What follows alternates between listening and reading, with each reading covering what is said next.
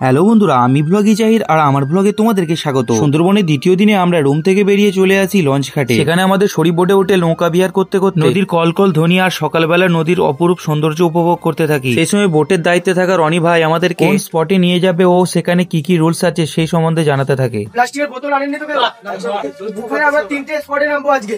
স্পটগুলোর নাম হচ্ছে ফার্স্ট আমরা যাবো সুদর্ণকালী, দ্বিতীয় যাবো আমরা দোবাকি। ঠিক আছে, এই 3টে জায়গা আজকে আমাদের ঘোরার প্ল্যান আছে। আমরা জঙ্গলের খাড়ি দিক থেকে আমরা রওনা দেবো।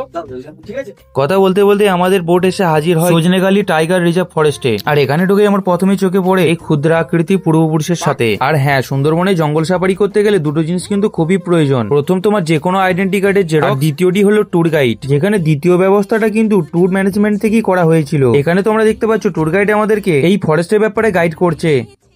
তো আমরা বর্তমানে এখানে যে আছি, এখানকার ভিউটা হচ্ছে জাস্ট আপনি টাওয়ার থেকে জঙ্গলের ভিউটা পাবেন। ওয়াচ টাওয়ার থেকে অনেক সময় সেখানে যে পুকুর কাটা থাকে, সেই পুকুরে অনেক সময় বৃষ্টির জল জমিয়ে রাখা হয়, সেই জলটা অনেক সময় বন্যপ্রাণী খেতে আসে।